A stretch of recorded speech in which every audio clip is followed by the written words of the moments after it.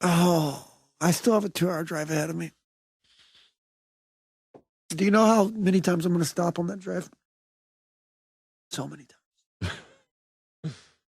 Well, I got nothing else, it looks like. I always have to go to the side of the road and try to, like, whenever you're embarrassingly throwing up on the side of the road. Yeah. You always have to go behind trees. Like, I pull over somewhere and I go behind trees because I don't want to be the... No, you should be proud of it, man. I should be proud of that? Just puking like... I should be proud with the truckers driving by? Yeah. The truckers who are on meth that are looking down on me? Fuck it, dude. They're fucking speed out of their mind, driving fucking on a 38-hour trip to deliver fucking groceries. Just pull over to the side of the road. And I'm there puking. You walk to the back of your vehicle. That way the oncoming traffic can still see you. And you just let it fucking proudly, like try to stand up and shoot it like a fountain. No. Proudly vomit.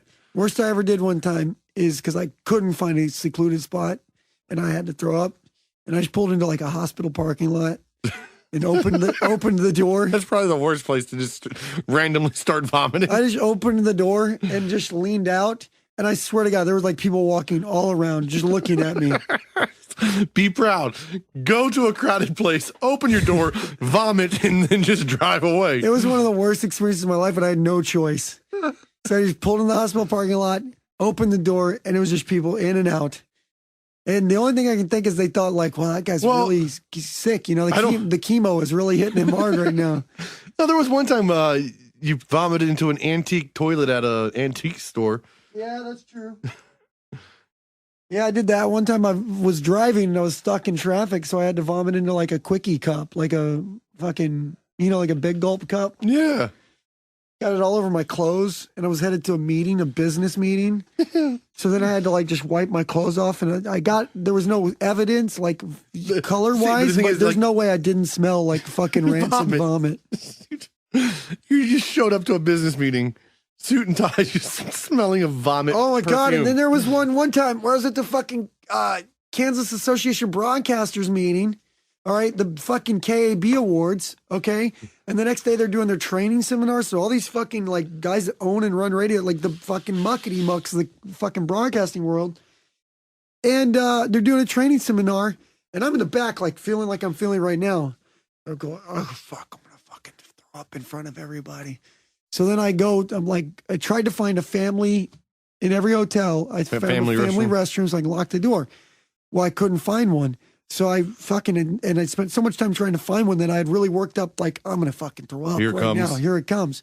So I ran into the men's, like, stalls, and I couldn't even make it to the stalls. I literally all just over the floor? Flew. Yeah, just flew.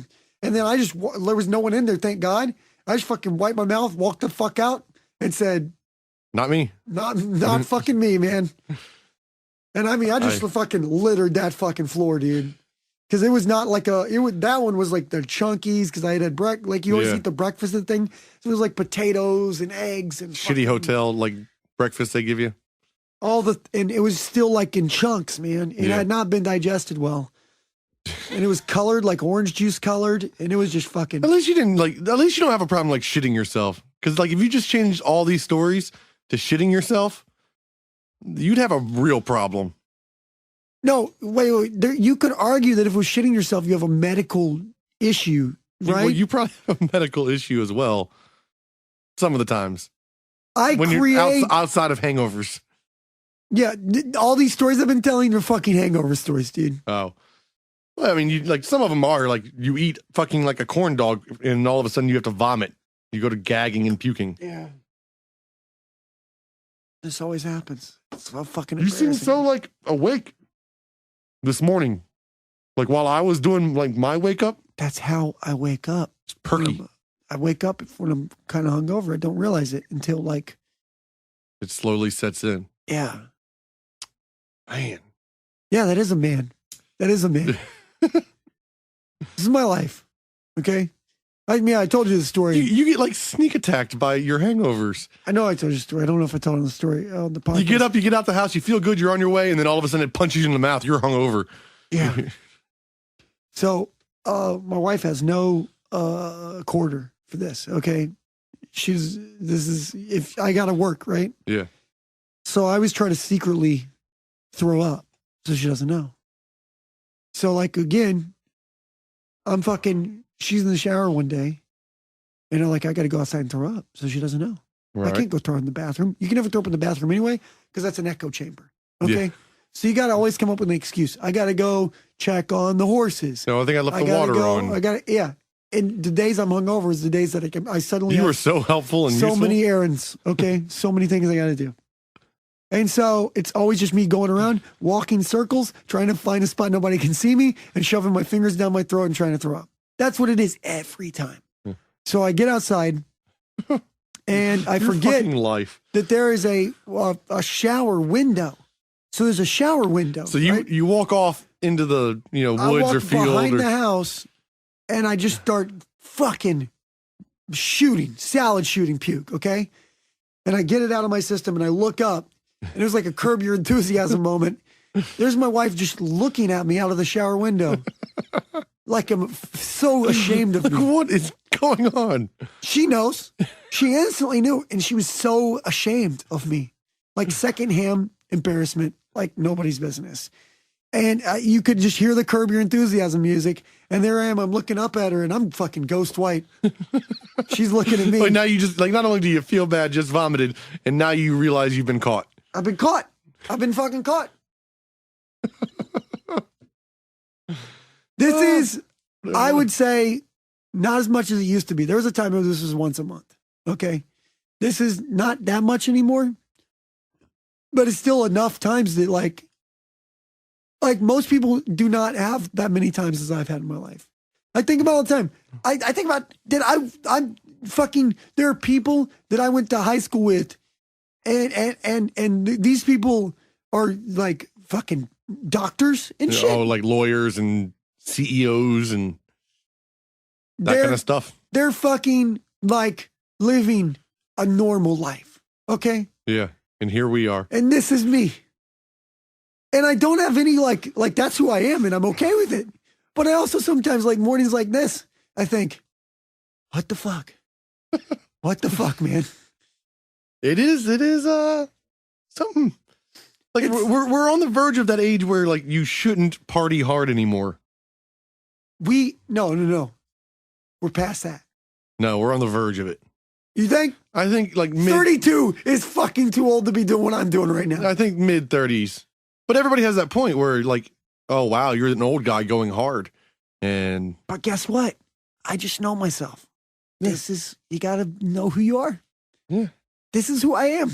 Well, I mean, you could take some like precautions to like limit the outcome of the party hard. I guess you ate. Like you should drink water and maybe take an aspirin before you go to sleep. But there's also this idea.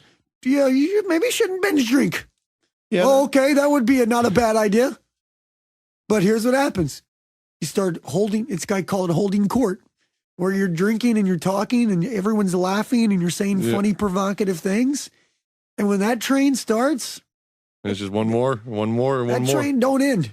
All right, we're shutting down. One more. Okay, one more. Because then you just keep laughing and holding court and high-fiving. Yep. And then it's 3:30 in the morning. Then it's 3:30 in the morning. That's how it happens. And again, the times are fun, but the times afterwards, not so much fun. And I know somewhere there's another person, same as me, but not the same as me. This is how it is. But they're like, what the fuck is wrong with you? I don't know. Oh, you don't think there's anybody else that relates to your exact peril? I don't know. There's somebody out there. There's somebody out there listening who's like, I am that guy. Who's listening to this feels the same way. But that's like 1% of the people listening. There's one other person. Yeah. Who knows? Everyone else is going, grow the fuck up, man. The fuck is wrong with you? And again, I say it right now. These are what I call my moments of clarity. You just vomited mustard into a trash can.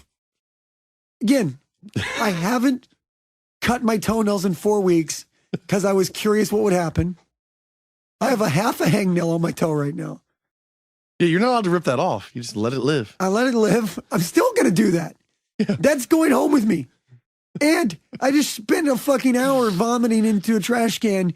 And not only that, recording it for the fucking public consumption. That's what we do. Constant content from exploded.com. So there's my moment of clarity. I had it. Pretty sure I'll forget about it. and then I'll do the same shit. Yeah.